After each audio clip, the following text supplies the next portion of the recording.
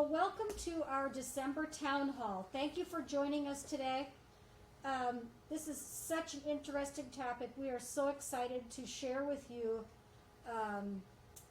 information about the COVID vaccine. We are very fortunate that we are one of the first 37 VAs to receive vaccine, and we'd like to share with you information about the vaccine, its distribution, maybe dispel some myths and answer some generalized questions. So with that, we can get started.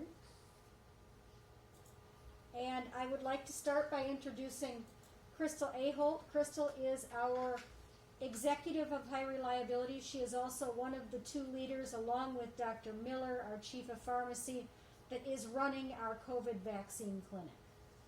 All right, well, welcome and good evening. So first of all, we got our first shipment last Tuesday morning, and later that afternoon, we were able to vaccinate the CLC residents, which is our community living center residents that wanted the vaccine, and some of the CLC staff. So due to the limited supply right now, the CDC has prioritized certain groups that are going to get the vaccine first. And so in the first round was our community living center veterans and staff, and then healthcare workers. And so after Tuesday afternoon, after the community living center vaccinations, we opened our employee clinic for healthcare workers on Wednesday. And so we have had several hundred employees going through the clinic last Wednesday, Thursday, Friday, and today. Tomorrow and Wednesday, we're going to continue with our employees, and then also add some of our other high-risk veterans that are living in congregate living situations. And then from there, we're going to continue on with the CDC's risk stratification and prioritization list. So you can see it is a phased plan, and you can see from the slide that's up some of the criteria that the CDC used as guidelines for who would be in the next group of veterans, or really anybody across the country, to get the vaccine. So after the first two groups, we're going to offer vaccines to more veterans who are at high risk of severe illness with COVID-19. And then when you're eligible, your VA healthcare team will contact you. So we are expecting another shipment to come in next week, and we are ready to start based off of our prioritization list that we have for the risk stratification. We're ready to start making phone calls to veterans once we get our second shipment in. So go ahead to the next slide. And so again, following CDC guidelines for determining who's at high risk of severe illness or death is how we're basing those that we are calling first. So age. The risk of severe illness or death from COVID-19 increases with age. Existing health problems, so people with certain health problems, and you can see up there like diabetes, heart disease, or obesity have a higher risk of illness or death.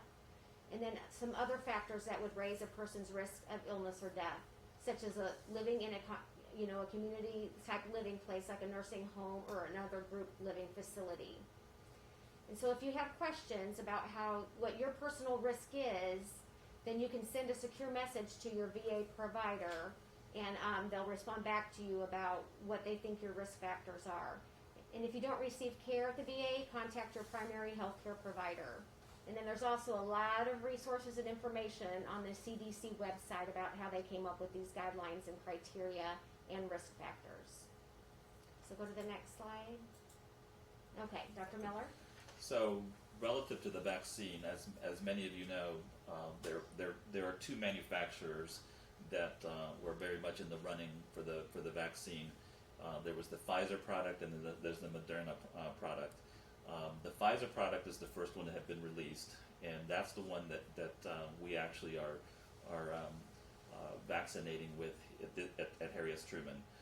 The Moderna vaccine actually has not officially been released. It just got approved on Friday, and it just is starting to ship. We will not be participating with Moderna until later down in time, probably not until about 3 months.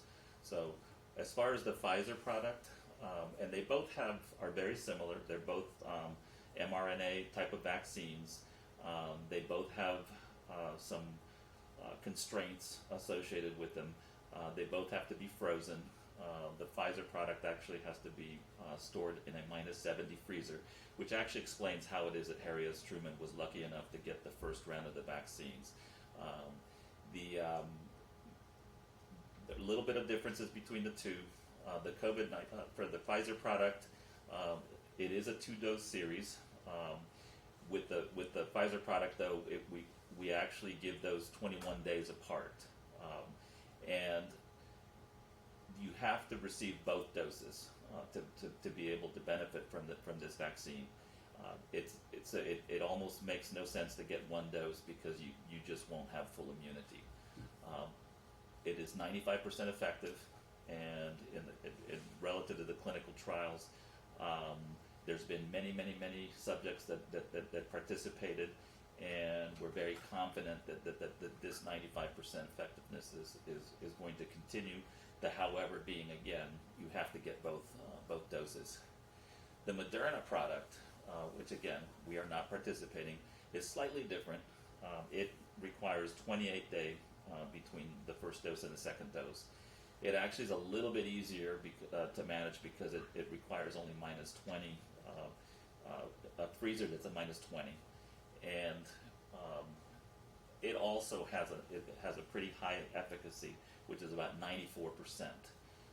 If you were to compare this vaccine to other vaccines, a 95% efficacy is a really high efficacy.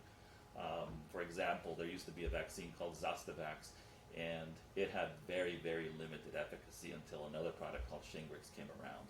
So 95% is very good. So some of the common side effects that we're reporting, and just as a note, we've already injected, I think, 800, just shy of 800 employees, and so we've gotten pretty accustomed to the side effects, not only what we knew about in reading, but also through experience with some of the feedback that we're getting. It's not unusual to get local injection pain. There'll be a little bit of redness, a little bit of soreness. This does not last as long. It only goes about 5 days as far as the soreness. There is some fatigue associated with it. There's a little bit of headache. There are some chills. There is some muscle pain, and there is a little bit of joint pain. So, in case these sound familiar, these are very flu-like types of symptoms. For the most part,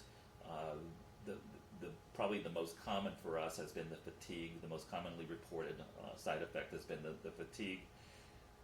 None of these effects are lasting more than 24 hours for most of our employees, as it's also reported in the literature. So there are no big surprises. It's very close to what one would experience with a flu vaccine. Okay. And here we all are. Our executive team and about 800 more have had the immunization. I personally just had a sore arm, just like any other immunization. Not as sore as it has been for some of the other things that I've had throughout my career in the Army. So it was a very benign. But there have been some other side effects that other people have had that, as stated earlier. So there's a lot of talk about the vaccine, and there's a lot of controversy, and just to be very clear about this particular vaccine, the fact that it's a brand new kind of vaccine in terms of how it works, it just has led to a lot of questions and a lot of reluctance. One thing that we need to understand is that the advantage of this particular vaccine and the way it's made allows the company to manufacture much greater quantities of it, and the fact that it's so effective allows us to vaccinate more people and get back to what we call a herd immunity, which basically where everybody has the antibodies and we're no longer transmitting the disease. That's the goal with the vaccine. So some of the myths that you hear about, COVID vaccine will not change your DNA. It is a messenger RNA vaccine, but it has nothing to do with changing the DNA in your body. The COVID vaccine is not made from any kind of fetal material. In fact, there is no tissue associated with this vaccine. It does not contain any heavy metals. Many times heavy metals are used in vaccines to preserve them. This is a preservative-free vaccine, and that's why we have to maintain it in ultra cold conditions, because it is preservative-free. So there's no issues associated with heavy metals. Another interesting one is that we've heard about, and just to dispel, COVID-19 vaccine does not contain any kind of microchip. And again, just because the vaccine was made in a record time, it does not mean that it's not safe. It just so happens that the technology allowed for very large quantities to be manufactured in a very short amount of time.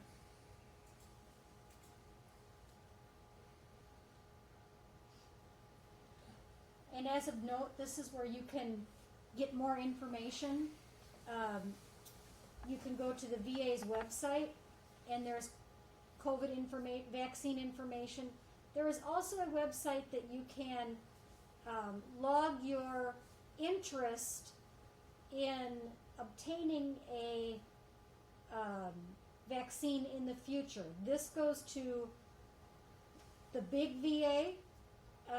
It's just to see, to see percentage-wise our veteran interest. It doesn't go to your provider, so if you need to get have some specific conversations about the COVID vaccine with your provider, please take advantage of using secure messaging or talk to them at an appointment. And that's what we have for COVID vaccine. I know that there are questions. I encourage you to put them in that chat box. Please keep them generic. We don't want to see anybody typing their personal health information on Facebook, because that's personal for you, and we don't want to inadvertently have that shared with millions of Facebook people. So while we're waiting for questions, I'd like to request our Assistant Director, Andrea Wiggins, come up. She's got some great information about some new and exciting things going on here at the VA. All right, so I just wanted to take the opportunity to share a couple updates on some of our community-based outpatient clinics. So we did a groundbreaking for our Sedalia clinic earlier this year, and we're still currently tracking for the end of June to be relocating that clinic. It will also be expanding, adding additional services, including podiatry as well as physical therapy. We also learned just last week that our Lake Clinic was awarded, and the Lake Clinic will be relocating from the Osage Beach area to the Camdenton area.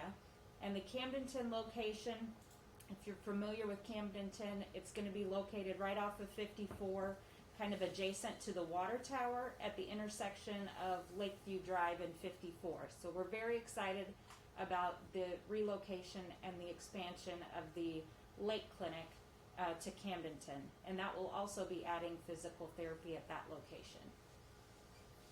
That is exciting. Carol asks, I have several underlying health concerns for brain bleeds. When will I get my shot? That is something that you need to talk to your primary care provider about. And as far as when it's best for you, we have very, very limited availability of immunization right now. However, we are working from the most vulnerable down to our healthier general population. So I'm sure that you will fall somewhere in that category, but we want all of our veterans to have the opportunity to have this as soon as possible.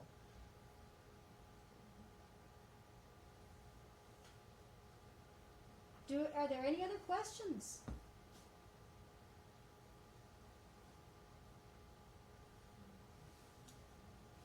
Also, Also joining us in the room today is Deb Henderson, and she is our acting associate director. So just in case there's questions that aren't related to COVID out there, just give a couple more seconds. But please know that this is not your only opportunity to ask a question. If you have questions, please feel free to contact our facility, contact your provider to get those questions answered. We are always willing to, or continue to put some on our Facebook page, because we monitor our Facebook page as well.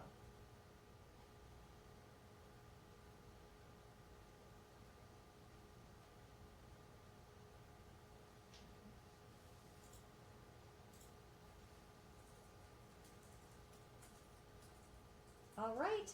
Well, looks like we have one more question coming in.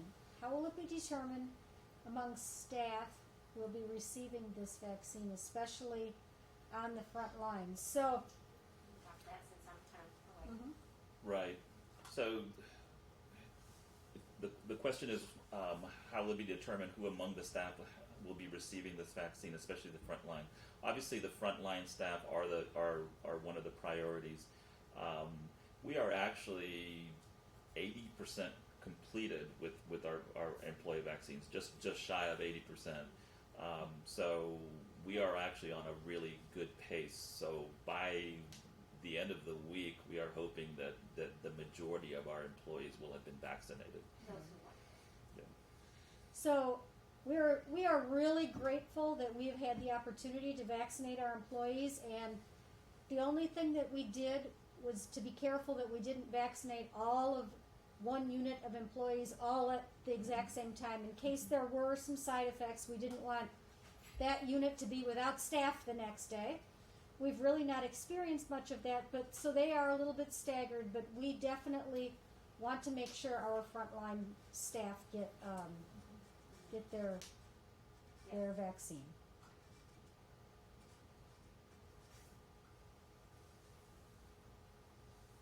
Any more questions out There's there? one there. Oh, I'm Yeah. sorry.